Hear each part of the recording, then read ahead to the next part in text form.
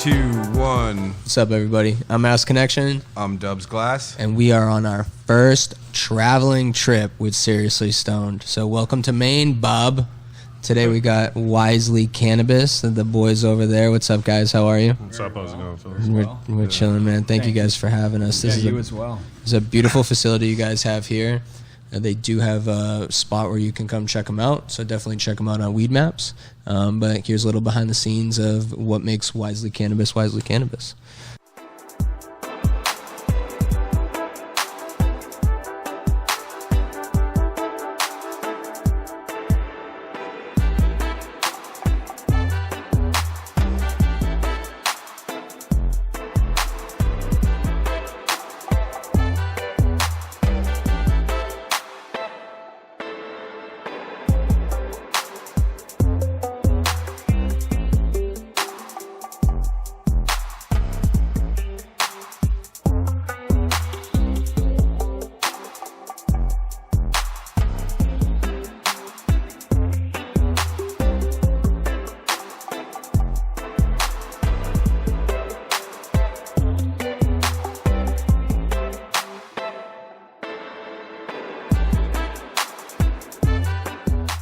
So what's going on, guys? How is your day going? Good? Good, man. Yeah, off to a good start. Yeah. Typical Saturday. Sweet. Working on the weekend as usual. Yeah. Are you guys more busier on the weekends than you are weekdays? Yeah, I mean, like, so we're in like Sanford, Yeah. southern Maine or whatever, and it's a blue collar area down here for sure. So we usually get like a lot of people in the evening or early morning, and then Thursday, Friday, Saturday, like most of our patients will come through. The hours that a working man is available. Facts, yeah. Cool. And that's awesome, man. So you guys have been in the cannabis game, I'm assuming, a while. I'm assuming it was long before, legality and everything like that. Mm-hmm. But how long have you guys been doing this legal game? I've been about 5 years. Sorry, man. About 5 years, like pushing around there. Yeah. Yeah, same thing. Same thing. As far like commercial growing, I would say about 5 years. Everything before that would have just been playing with tents and trials and tribulations of learning. Yep. How long has Wisely Cannabis and Hash been around? Like 2 years. We're pushing 2 years now. Yeah, a little bit more, or right around 2 as far as like full production as this team. Yeah, because the shop's only been open, the office has only been open for like 7 months, 7 months, but we were over here like doing the permitting thing and growing and like, kind of building up our infrastructure for like a year before the office opened up. Yeah, because I mean, every good business needs a solid foundation. Facts, yeah. Now you guys are vertically integrated. You guys make all the products that your patients are accessing. Yeah, I mean, we do for the most part. We do a little bit of contract work. Like we have good relationships with what we think are some of the best growers in the state. Yeah, we don't have like a C1, D1 certified like solvent lab here. That's kind of like not our lane. Honestly, I'm not a chemist. He's not a chemist. We would much rather have someone that's like fully dedicated to that, doing that for us.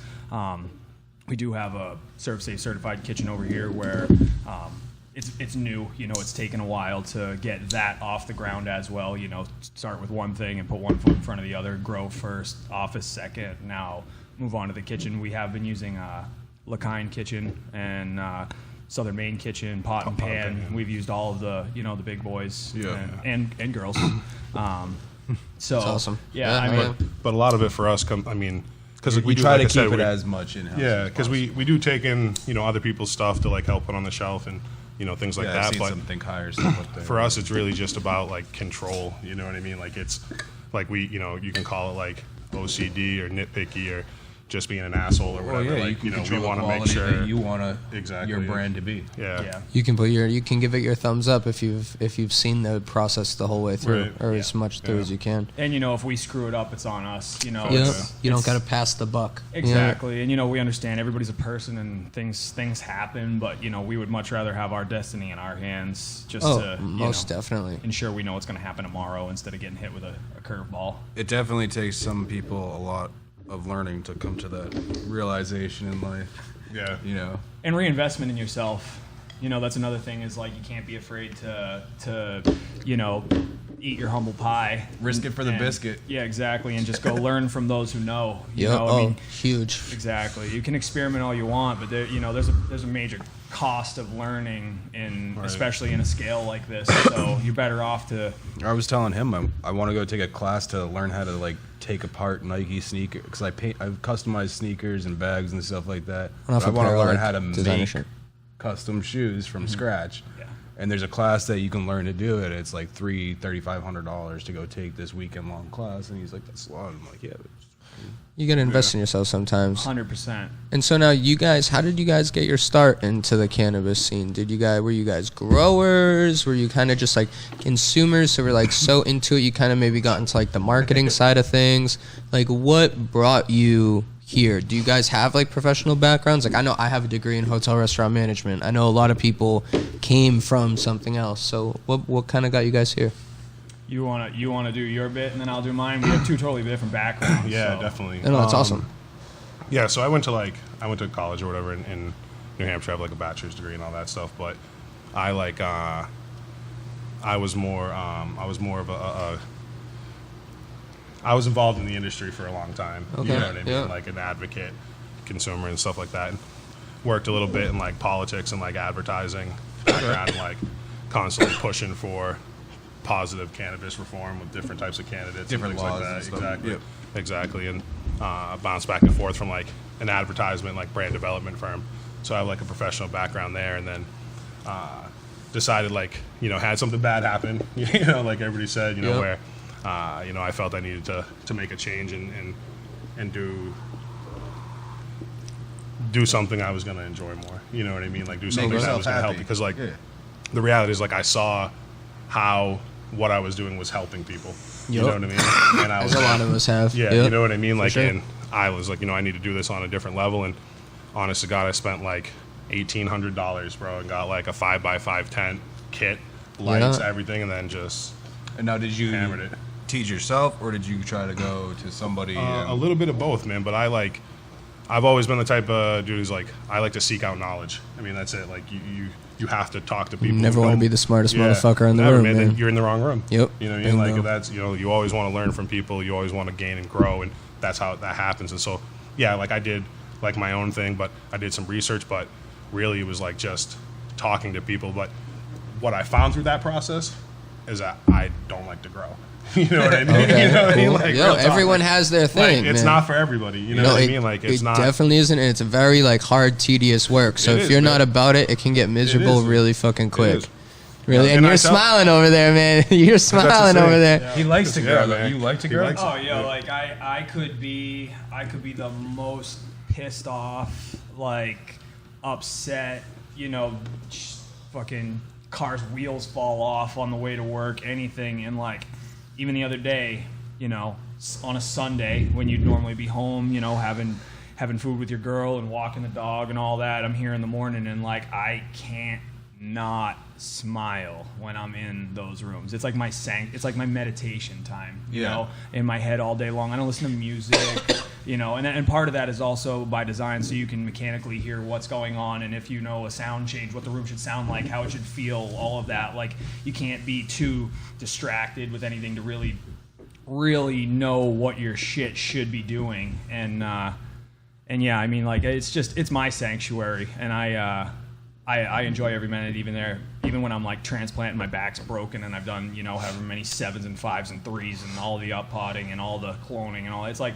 it never feels like work, even though it's long days and lots of time. And Yeah. and I couldn't do it. I wouldn't even have the ability to do it if he wasn't covering all of my ass on all the other shit. For sure. It's funny you say that about like listening to the sound, because I have the guy that taught me how to blow glass, and again, I'm just a hobby glass blower. I'm not a professional. The guy who taught me, he was very adamant about like make sure you're listening to the flame, make sure you're listening to like everything that's going on, and like being like very into it on all senses. So it's interesting. It seems to be that level of detail is the key to success, kind of just like across the board? I feel like that's definitely one of those boxes that if like you don't have checked, you're not going to be at the top of your game. Yeah, it's very much a sensory experience. Yeah, it's cool to hear that transcends other games. You know what I mean? For sure. So how did you get here? I mean, we kind of gave us our background. Well, I went to college in New Hampshire as well. I went to school for art. Cool. What's your medium? Computer graphics. Like I had a BA in graphic design and then a minor in art history. So cool. like pretty rounded as far as like art goes. But what they don't tell you when you go to school for art is if you want to make any fucking money when you get out, you're not gonna. So nobody's gonna hire you if you don't have experience, and nobody's gonna give you a job. I think you're just gonna find the right market towards what you want to do with your art. It's just like anything. And I'm one of those people that's like not going to sit in a studio with like a paintbrush all day and make like 50 pieces and then go out and then try and hawk them or sell them. And shout out and much respect to anybody that does do that. That's definitely a hustle. I'm more of like a mechanical mind instead of a go with the flow. Like, oh, let's see how I feel with this color today. So like I like process and visual learning. That's like what I realized early on was you can give me a piece of paper and like a full instruction list on like how to do something and I'll figure it out, but all I got to do is see you do it once. And if I can see you do it once, then I'm straight. I don't need to read it. Like, and if there's like certain obviously numerical points that you need to hit to be able to achieve something, obviously like that has to be maintained. But so yeah, I went to school for art and shout out to Plymouth State University. Half the weed Maine. The main weed game is Plymouth State University. Hey, maybe they'll see this. Shout out to college, Yeah, they should offer a degree program. They really should. And basically, like after college, like all of us, you experience all sorts of different flavors and phenos in college, and you get to touch and see more than you could ever imagine in a normal person's life. And the second you leave college, you don't have any more flavors left. That entire environment is not real world shit. Yeah. So I really got started growing because I couldn't buy anything that was good enough that I wanted to smoke. Okay, so it was necessity based. That's all it was. Most greatness comes out of necessity. Exactly. And fuck with that.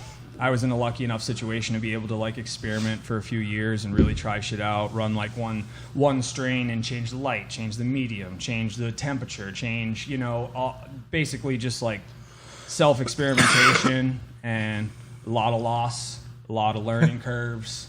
But I mean, the only reason I really did it was so that I could smoke something better than I could buy. Yeah. Hell yeah, man. And if you don't try, you're never going to know. Like if you don't, we've said this before. We've had growers come on that have said it. Like, if you don't have problems, or you haven't had problems, or you don't claim to have problems, you're not growing enough. You're not doing enough. You're not trying hard enough because it's part of the process. Yeah, 100%. Yeah, man. Because like problems definitely. So I went to after that tent because you do people have a tendency to have like a little bit of success small and then think they're heroes and try to, you know what I mean? And like, gym class heroes. Bro, yeah, exactly. And I was one of those heroes and like I fell hard, hard. Happens, like I went to like 4,000 square feet, like a little bit after that tent, right? Oh, my Lord. I went into this building in a mill with like a bunch of other growers and I literally had, and I'm like inexperienced grower, and I literally had every problem you could think of, like from mites to aphids to, everything, you know what I mean? And like it was like discouraged you. Well, definitely discouraged, but like it was just, part of it could have just been the universe being like, this isn't where you belong. Hang it up. Yeah, this isn't where you belong. Like, you know what I mean? Because same thing, like knew people who had grows and they didn't deal with like half the problems, but the building I was in, they attracted a lot of problems, know? So it's one of those types of things. Yeah, if you can really control the cleanliness and everything like that. And that kind of brings me to something that I definitely wanted to touch upon. Because for everyone watching, like they kind of gave us like a walk around the facility, not in the facility, because they're all about their cleanliness. And I love that because even in like my own personal grow, we're huge about cleanliness. So I love that. But you were telling me that you have a kind of like a mechanical and like a structural background. You were telling me you built these rooms around each plant. I've never heard of someone building it from the plant out. I've always heard it being built from the walls in. Well, did you want to elaborate on that? Well, like, you're like the restaurant industry, right? Like you shouldn't be moving around unless you're carrying something. Don't walk across the room unless something's in your hand, because something always needs to be moved from there to there. So like efficiency is like the keystone of any business. And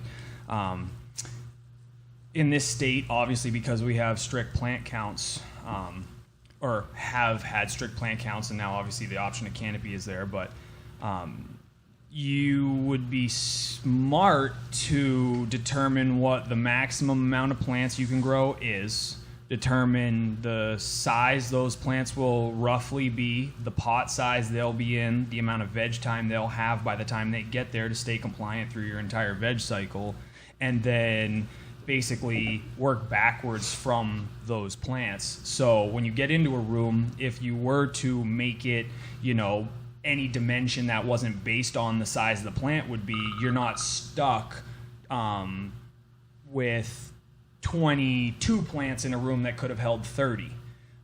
So if you start at that number and work yourself backwards, it's pretty easy. I don't want to say easy, because like I did use my design software to be able to put things to scale, so that way you can see relative to each plant how close they'll be together, how big the row will be, what width you need for egress for the town, so that you can have the correct size aisles, where your airflow is going to be. And then when you get into the room, it's not a learning time. You've already pre-planned it, so that way you're basically looking to achieve a certain size before you flip, and if you get there, you're going to maximize the space you have at hand.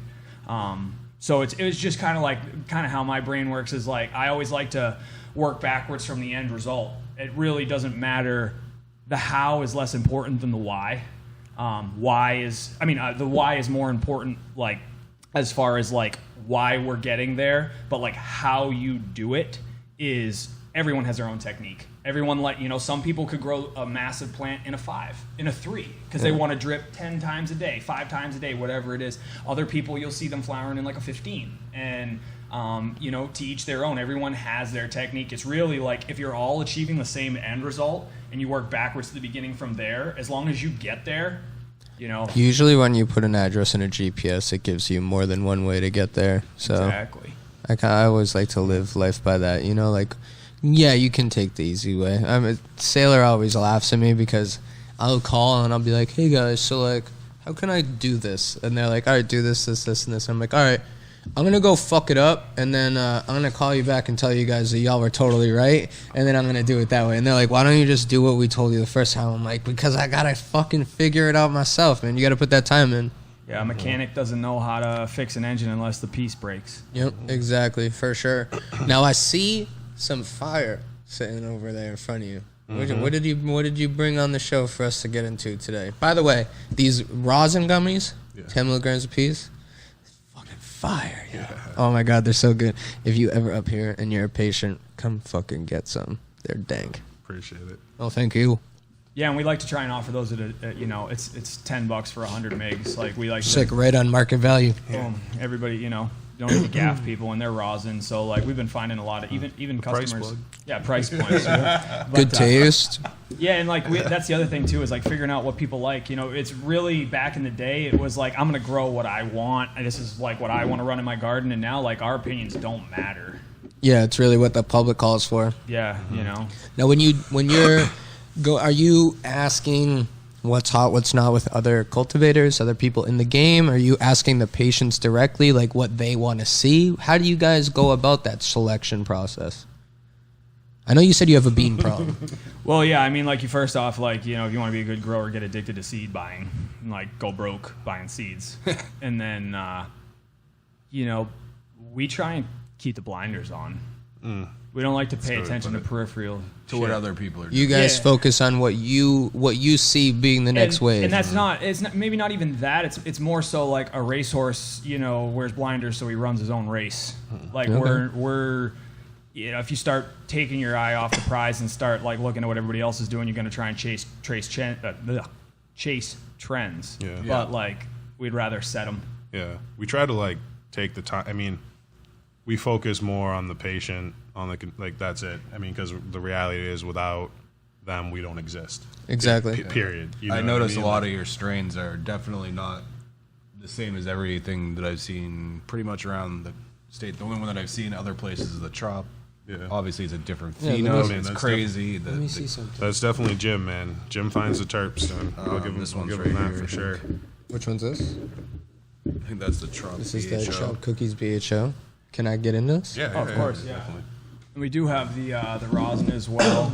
Yeah. And you know, like I don't know, man. Like it's just I feel like the further along you get into this, you don't care so much about like THC content and all that other bullshit. Like, yeah, obviously, if you're growing something that won't get you high, that could be an issue.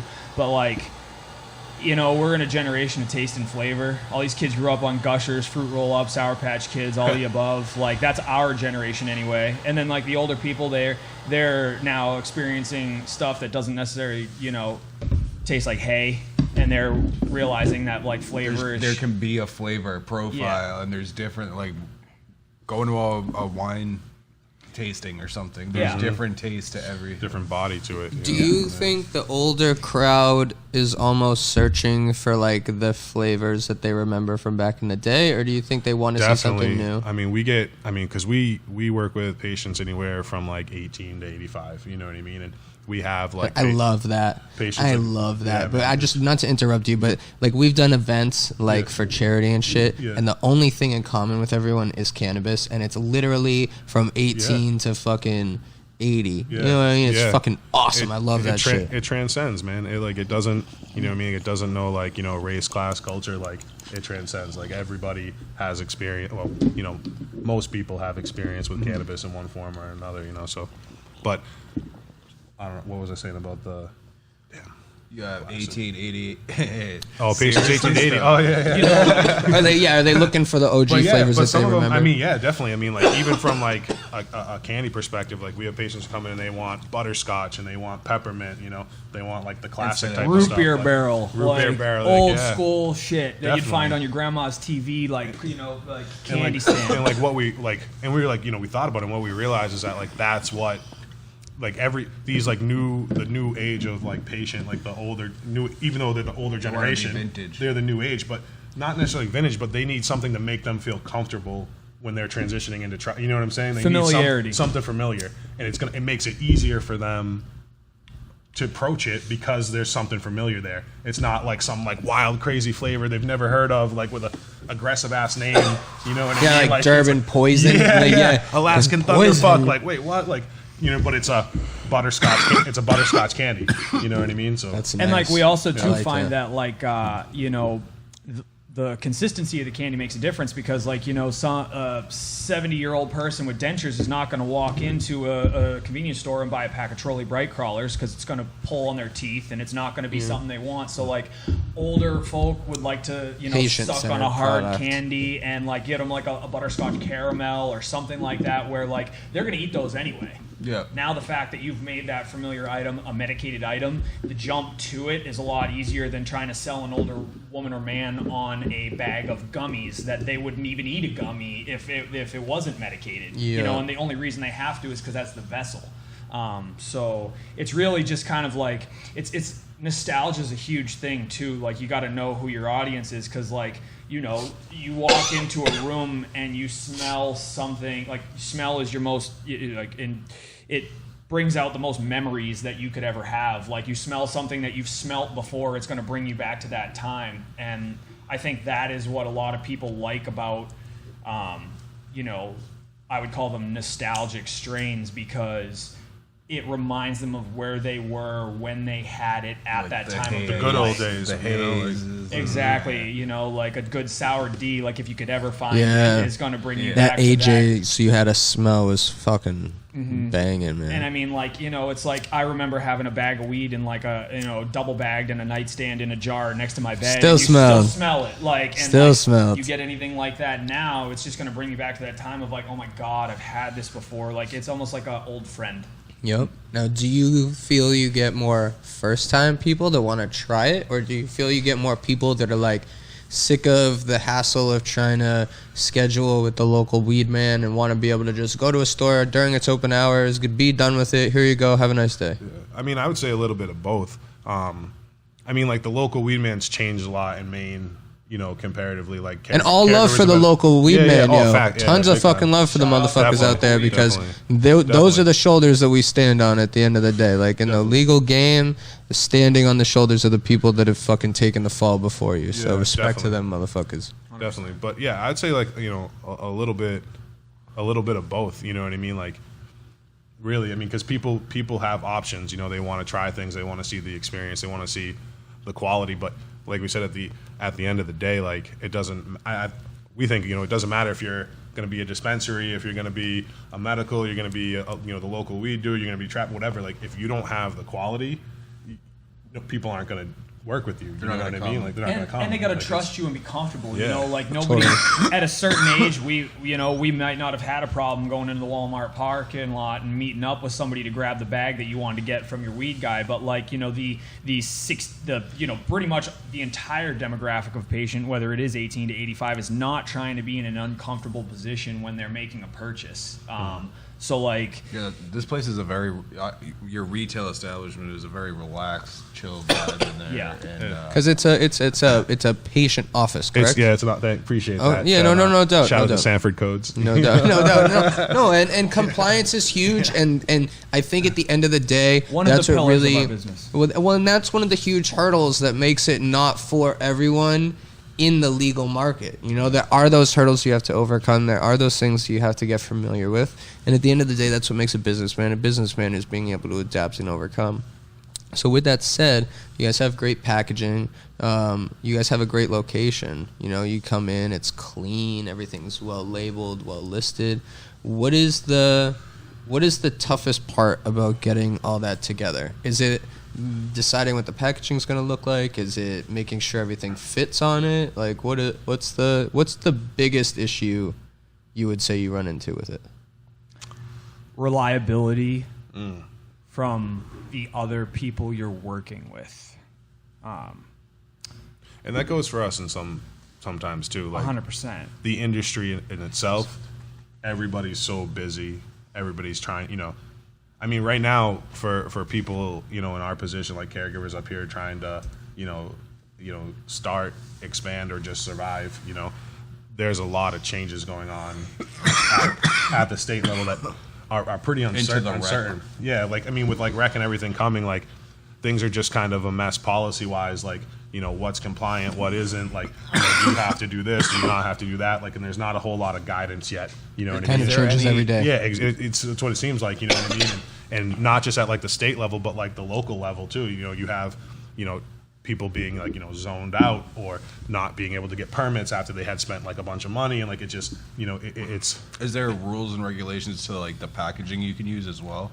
Yeah, definitely. They're definitely, yeah. I mean, not like the material it's made out of, but, like, standards. Yeah, I mean, like, it just has there's basic stuff, like your logo, the icon, like the universal symbol for THC, and then, like, opaque and childproof, and then depending on what you're packaging, then that has its own, like, standards. But it's pretty much similar to every other state. And it's almost like the food quality standards of the cannabis industry, basically. Yeah. Like, making sure it's, like, airtight, smell-proof, like, childproof, blah, blah, blah. Stuff like, No, that's interesting. No, it's and again, you guys. I think I've mentioned this before. Like, you guys are our first podcast that's actually has a store, like an office. Yeah, sorry, an office, and is like essentially a vertically integrated operation. So it's definitely cool to kind of get your perspective on things and everything like that.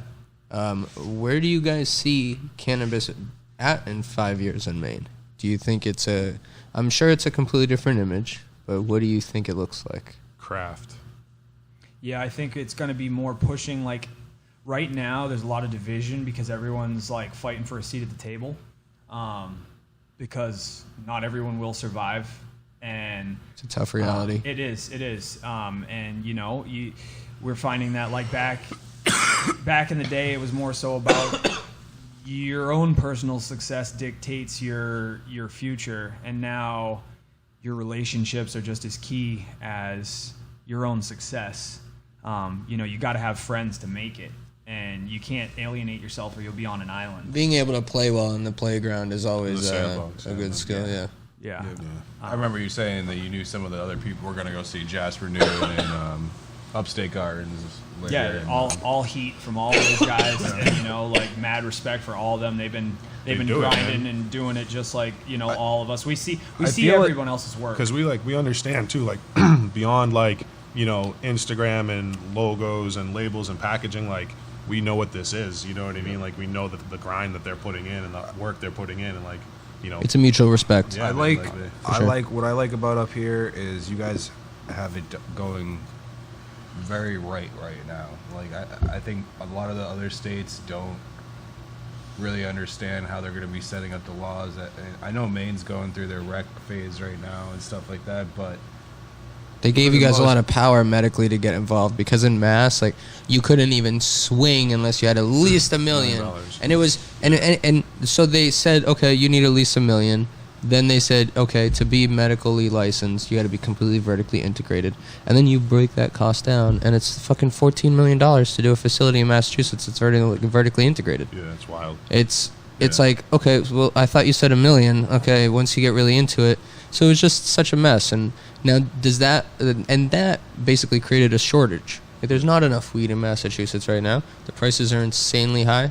The retail prices are high. The wholesale prices are high. Everything's high. Yeah. Is there a high demand for the weed here in Maine? Is it not as... There's a high demand for quality. Okay. Quality. There's a high demand for quality. I mean, and that's why I said craft earlier, is that if, Maine can overcome the attempts by, big corporations to come and, change policy to push small businesses out and stuff like that. If they can, if that can be overcome here, if we can overcome that here, then it'll be a craft industry, and it'll be the type of industry that eventually, just manufactures and sends stuff out. But in terms of being here, quality, there's just no, there's no shortage of quality. Not shortage of quality. You know what I'm saying? It's also too we can see the entirety of Maine being built as a brand, not individual businesses, but when you buy Maine cannabis, the expectation will be that Maine cannabis, Maine blueberries, exactly. I feel that we're the manufacturing state. Everything ends up being made here and consumed. I like how you guys that's how you guys are doing. I don't even see I don't see the benefit of a big business coming in here and then just doing what they do everywhere else, where they can just swing their big dicks around and fucking get in. I think Maine pride is a big thing that's a common factor across the board. Mm-hmm. People that are either from Maine or have laid their roots down in Maine are really big on yo, I fucking love Maine. Yeah. I mean, and it's different here, even policy wise, it's a citizen legislature. You know what I mean? The state reps and state senators here aren't these high-powered people getting paid, and they could work at the local diner. You know what I mean? They're known in the community, they know the people around them, and so that changes a lot when people come in and try to influence. They're accessible. Yeah. You know what I mean? And they have to answer. They have to answer to the people they're representing on a day-to-day basis. You know what I mean? So it's amazing. No, shout out to Maine. Mainers are not afraid to speak up. No, shout out to Maine. Mm-hmm. Yeah. Plain and simple, shout out Maine. Yeah. Shout out to all the Maines out there.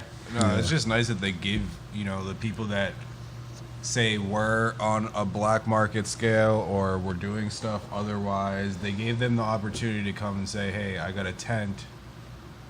I'm going to work it from here. Yeah. And start one light. Low barrier to entry. Skill-based progression. Yeah, man. Exactly. Not monetary-based progression. You could, as a patient, you could have 6 plants of your own, right? Mm-hmm. Yep. So, you could get your 6 plants, grow your 6 plants, and then do you have to get it tested to sell to a facility, a patient office? Well, you're not required to have it tested yet, but that's going to come, down the pipeline. Down the line. Yeah, definitely. Do you guys have testing facilities in Maine? Yeah, there's a few. Yeah. Okay, cool. So you have a couple options. Certified yet, though. Yeah. Okay, so none state certified, but I'm assuming that's on the way. Definitely. So no state requirements, but do you guys test everything? What do you guys tend to roll by? Yeah. Shout out Tested Labs in Kennebunk. Yep. Okay, cool. Shout out Tested Labs. Yeah. What's up? I mean, we will test stuff if we feel it's necessary. We have a standard where, like, if we wouldn't smoke it, it does not get put out. Yeah. But like we're also kind of like, he's very up on policy stuff. So like we're privy to like what it's going to cost for us to pheno hunt in the future, and it's almost not worth it. To run one plant of one kind and have to do the entire full spectrum of all the stuff you're gonna have to do. So we've been in a extremely like pop beans, move through flavors, find our stable, continually pop because you want to keep it new. It's also too like knowing what batch sizes are going to be, how much you're gonna have to send in for how much you're gonna pull, being able to like if I pull a room of 25 flavors with 30 plants. Now the full panel test for all of those is going to be almost negate profit on it. Plus you are running through a flavor so quickly that by the time the lab gets you the test back, you've already sold it. Because you're going to look at like anywhere from, $600 to $700 like per test to get the full board, not including like what the labs are going to start charging for them to come and pick up the material or a third-party service to come and pick up the material. Like, yeah, it's about to be real, man. Everyone's getting such Plus, fucking yeah, man. Then you're at weed tax shit. right? Yeah, green. Yeah, the we're doing green metric now, tax. Yeah. on everything, man. Everything. It's like, insane. Like everybody does it. It's wild. Like from the reality is like everybody's just trying to like take their piece of the pie, and that everybody still looks at it like a little bit like black market. You know what I mean? Like the way it's legislated from like the town level through the state level, like everyone's like, oh yeah, like I need to slide my piece of this, but like what other industry did they do that with? You know what I'm saying? Like none. But I think they gave you like a running chance, like where you can start here on your medical level and work your way into being able to afford like. I'm sure metric's not going to be cheap. I'm sure it's probably going to run around 10 to 50. All those things are rackets anyway. Yeah. But the thing too is like I would say that was the reality of this state 3-4 years ago. You'd have a real hard time getting in with a 4x4 tent now. Yep. Yeah. The ball's rolling. Definitely. Yeah, it's a roll. I mean, and Maine's different too. Like I keep saying Maine's different, but down here, like southern Maine, like people, like we consider ourselves southern Maine. Some people consider southern Maine like Portland, and like it's entirely different world down here than it is in Portland. Then you go north, you know what I mean? You go up to like Bangor or even north. It's like it's all different. But because of that, though, people the people in the community in the industry it's different market are in broad. each place. Exactly, and like and everybody has different needs and like can whatever they push for the different. So they've kept it accessible. You know what I mean? Like the seed to sale tracking like metric and stuff is going to be expensive depending on how big you want to go. You know what I mean? Okay. Like but if it's you're going to be priced out. Exactly, they're not going to like price out the small farmer because small cannabis cultivation has been a way of life in northern Maine for fucking ever. You know what I mean? Like they're not just so it's like they're gonna Do they allow outdoor cultivation as well? Yeah. Yeah. Tough to do in Maine. I know Woodstock Pharmacy. It's a short kills season. With that. Yeah. Like, and the other thing too to touch back on that craft thing is. Shout out Woodstock Pharmacy. We didn't try to run you over right there. No, seriously, like you got great beans. Craft is craft is a quality standard, not necessarily a scale standard. Like some people will be like, oh, you can't be craft if you've got more than 10 lights. Well, like in all reality, a craft grow is going to be like probably anything less than like 150 lights. Yeah. And that sounds like, oh my God, that's a massive growth. No, it's really not. Like think about like a micro brewery. They got to put out enough to be able to like, and that 150 lights is such a minute share of the market that you are a craft brand. You will sell out. You will be able to move through all that product and have like a manufactured demand because you don't have unlimited supply, like a heady topper. Like, people line up to go buy that beer and then it's gone. Yep. So like I think that a lot of people think, oh, to be craft, I can only run 10 lights and have it in my garage, and like because I touch every single plant every single day, and like it's more of a package of like how does it turn out at the end. Again, working backwards from the end result. You can get fire stuff out of a bunch of lights as long as you know what you're doing. You just grow bigger plants of one strain, like Because there's plant counts in Maine. I mean, you have to go. Well, we can switch to canopy now, but we're limited to like it's like 500 square feet. Yeah. If you switch to canopy. Isn't it still a plant count though? Up to 60 plants. It's 30 per individual caregiver. Okay. 60 in veg. So I mean, now everything's divisible by that. You got to figure out how your veg time. Anything over a foot by a foot's a plant. Oh. So nice. yeah, so you can have unlimited. Ain't that neat? Yeah, like so you think that like, oh yeah, I could have 1,000 seedlings, but like 1 week you're compliant, next week you're not. So you've got to be able. That's things people don't even think about. No. Don't even consider. Like you want to go. I see all these people that are like, oh, we're gonna pop 12 packs of 10 beans. That's 120 plants that like you're gonna put yourself out of compliance the second they hit week 5. Real quick. And then you're just throwing money away at that point. And they're throwing. You gotta get rid of them. Unicorns away. I mean, you're running. You can't pay enough attention to each thing if you just have that many of them, and you might have like that epic strain slip through your fingers. So do you find that difficult, where you are limited to a plant count, to go and find new strains from beans? Oh God, yeah. We have that internal dilemma all the time where like you have the ones that are tried and true that and do you run production in monocrop, because that equates to just basically calculatable amounts of return, or because there it costs a lot of money to float a big ship like this, versus do you throw a Hail Mary and run a room of 30 kinds you don't know, then 2 of them end up Hermy in week 3 because you don't know them and they were an unstable genetic, and then then you seed the room, and then what happens? So it's kind of like a balance. It is a balance. Like you gotta know that you're gonna be able to still pay the bills this month, but like you can't be afraid to throw those long passes and like, okay, what? I think it's also educated decisions. It's not like I'm just grabbing bag seeds, throwing them in the ground, and being like, I hope this thing's nice. Like you kind of know what you're looking for. Do you have genetics, like a specific genetic company you'd like to go with, or a few handfuls of them, or? I mean, we run a lot of exotic. We run a lot of exotic genetics. Yeah, I saw the key lime up there. I think that's exotic. Your pre-rolls have been really nice too, by the way. Yeah. That I honestly. He's the quality control on the pre-rolls. Yeah, I try to I'm a judge. flower guy. I honestly, my judgment of most medical dispensaries, because I've seen them from the East Coast to West Coast, is the pre-roll. Same. I think like at the end of the day, you can see everything else, you can smell everything else, you can look at everything else, but what do they put in that? But are they fucking with you? Yeah. Are they fucking with you? Because motherfuckers, we see you, with the bust of pre-rolls. We see that shit, and we fucking just shake our heads, and we just don't give enough of a fuck to say something to you, but it's some bust of shit, so stop it.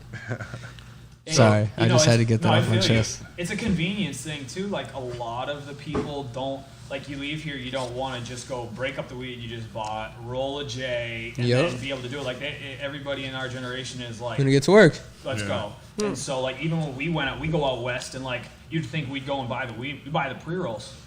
Yeah. Buy oil and pre-rolls. Because when you're on the move, man, you know what I mean? Like, you gotta be ready to rock. You don't need to be head down in a parking lot. That's how you have conversations with cops. Yeah. Yep. Yeah. So, do you guys sell your product or do you supply other patient offices besides yours here? Yeah. Yeah. So we're an office here because like that's the rules and regulations in Sanford. Like there are caregiver storefronts all over that are actual storefronts all over the state. But yeah, we did a little bit at first, and then we kind of like pulled back and wanted to like really like redefine like some of our processes, I would say, and like our packaging, and like get before we really tried to like send it out. And now we're at that point, and so we're working with like a few retailers. We're in Kind & Co. up in Windham, Kind Farms down in Berwick, Green Trucks down in North Berwick, sending some stuff up to East Coast Gold up in Bangor, Green Gnome Holistics in Portland. They do nice work up there too. We sold some stuff recently to Stash Inc., and that stuff went all the way up to Presque Isle, the top tip of Maine. As far as you can get from here. Yeah. Wow. Yeah. And it's honestly too, it's like we're really in those places because we know those people. Like, you know, we're still building relationships with the rest of the people out there. Yeah.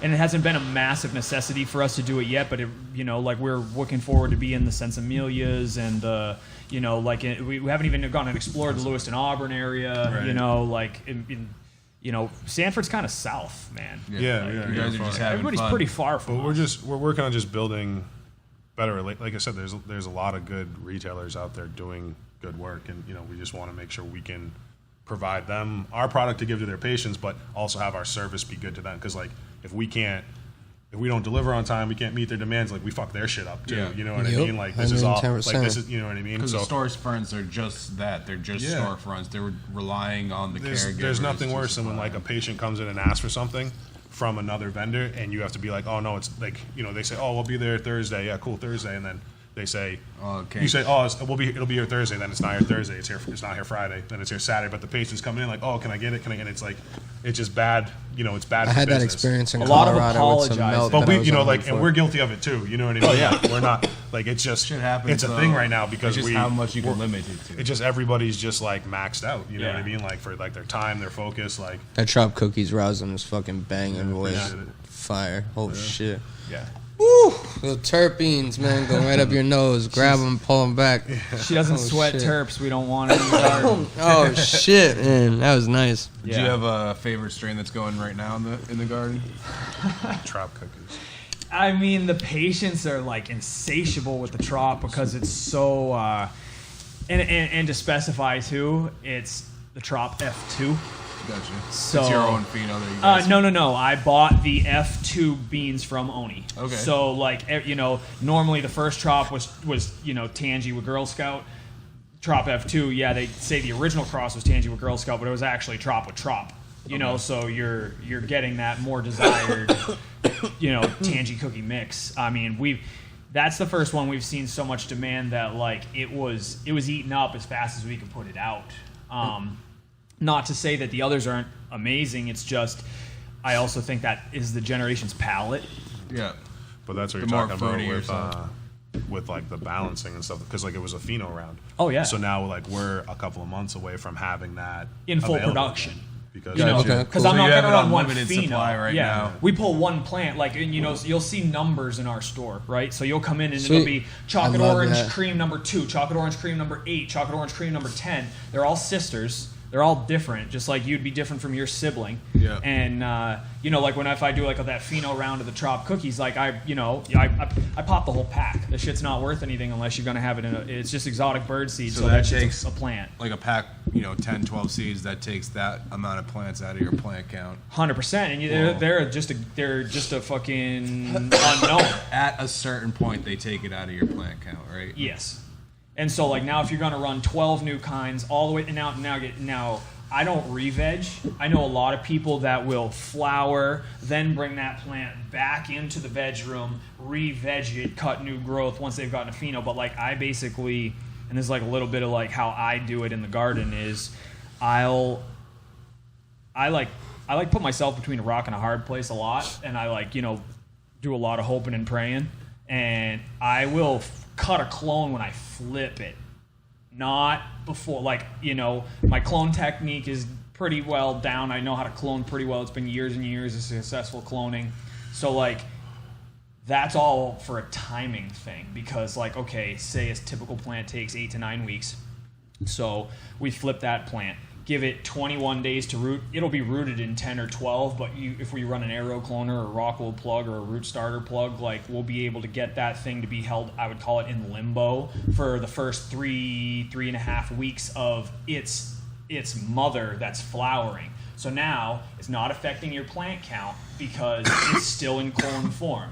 You plant it and you keep it in a smaller pot to limit its growth, and then by the time week 6, week 7.5, 8 comes along, you can make your determination based on smell, structure, vigor, potential yield, and that plant is already in a veg state, already growing in your garden. You can eliminate its sisters if they're not the better ones, and then just move her along. So that way you don't have that re-veg time and all of the above. Now you got to have the space to do that, it's organization like a motherfucker, because you have to be able to say, okay, I just flipped 12 phenos of Trop cookies. Well, I got to have clones 1 through 12. I got to take 4 clones minimum of each one to make sure I have it insured. And then every once in a while, you might just get fucked. Something happens. You didn't get in that room early enough and dead. And you might end up having that super fire pheno just slip through your fingers. So it definitely happens. I lost a Colin OG in my personal garden, and that wasn't just my favorite because it's like my actual name, but it was like such a fire fucking pheno from Ethos Genetics. Oh, it was the best, and we lost it. It just sucked. We're coming up to the end of the podcast, so is there anybody you guys want to plug? You guys mentioned some stores that are carrying your stuff. You said they're all your homies. We got anything going on coming up? No, we're just happy to be up here in Maine. We shout him out every week. He's fucking a homie that's laid up in the... Well, he's not in the hospital anymore. No, he's in rehab. Physical rehabilitation. I mean, I do have I got a homie. He's got a pretty cool company out of Colorado. He's in Netherlands. Shout out to Griff Spliff G. Shut him up, man. He's a gangster, and he's probably out on his snowmobile right now in the backcountry somewhere. Oh, hell yeah. I have a homie that went from literally Mass to Colorado this year to go backcountry sledding, so that's dope. Yeah, those kids are wild. Insane. But he has he's got a company called Sheared Industry Apparel, SHEARD, and it's grow specific workwear. Whether or not you have a hydrophobic wash shirt or wash jacket that we use in our labs, he has the X-Tech pullover, which is like a static fire retardant shirt for your hydrocarbon extractors. He's got pants that are like he's got a lot of shit in the works, and I think that's something that our industry needs, is like someone to focus on our needs. You know, I mean, he understands what badges you need in the legal market. Everything's got a terry cloth underneath so you can wipe your Method 7s. Like, a lot of thought went into it. It was a grower built, grower owned, grower maintained. So you want to know what's really funny is, I like you said, you're mechanical. I went to mechanical engineering school, and I taken some I didn't finish because I had a child, and but. So I also look at things pretty mechanically. I look at how to improve things and stuff like that. And one of the things that I hate is my freeze-right dryer, because I've talked about this on numerous episodes. Like, they fucking suck. So not a shout out to Harvest, right? The screens suck. No. I always have to recalibrate it. And which brand are you using? Harvest Right? Or yeah, you are Harvest Right. Yeah. You pharmaceutical or scientific? Do you know? The pharmaceutical grade, the stainless ones, and I know somebody else that got the biggest ones that they make. He spent the most money on with the oilless pumps and shit. $1,200 a unit. Came in the mail. For the pump. Screen's broken. Yeah. I waited 9 weeks for a replacement part. They sent us the wrong one. Three parts, wrong parts. So I looked up their patents. These motherfuckers literally have the patent on the process of freeze drying. Which means you can't even make it better because unless you can think of a different way to do it. That's crazy. So it's insane. So yeah. Just a tiny little tech question. What do you do for shelf temp? I do 40. Good to know. I'm gonna one more shout out to Sunshine and Scuds. Can we make sure we get that in? Scuds Mook and Sunshine Labs. Sunshine Labs, Sunshine Farmers. Yeah, shout out the gang. They're on Arapahoe and Boulder. Big time. Yeah, those guys are Uncle Tony, Uncle T. Uncle T. You guys they're the real MVPs. Like, they're the ones that they're super pioneers. Yeah, and for anyone that they didn't shout out, don't get mad. We put them on the spot, so we didn't give them a heads up or nothing. Yeah. But no, thank you guys so much for joining us. Thanks for being our first episode here at Maine, our first traveling episode. We appreciated you guys bringing the fire out, man. Everything was nice quality that we've seen. So it's great to see what you're providing for patients. I'm a patient myself, so I think I might need to have to check out what y'all got and go through the shop a little bit. Yeah, check them out, everybody. Good, clean meds. Definitely check them out. If you're up here and you're a patient, make sure you let them know Seriously Stoned sent you. If you're watching this on YouTube, make sure you like and subscribe. Make sure you go to our Instagram, seriously.stoned. Vote for us in the AnyCan Awards. Go to our bio, hit the link tree. Right there it says AnyCan Voting. Put in your email, scroll down. Vote for all the homies, but also make sure you vote for us for Best Podcast. Submit it. That's all you got to do. Super easy, less than 5 minutes. Really helps us out. And if you're on iTunes, make sure you rate and review us because that's how more people find us. So thank you guys very much for tuning in. Again, thank you guys, Wisely. We appreciate you all. Appreciate you guys. And, Sure. Wisely Cannabis, Wisely Hash. Follow them on Instagram. And if you're trying to find us, the address is 81 Industrial Ave in Sanford. Sanford. Maine, Check them out. motherfuckers. All right, thank you guys.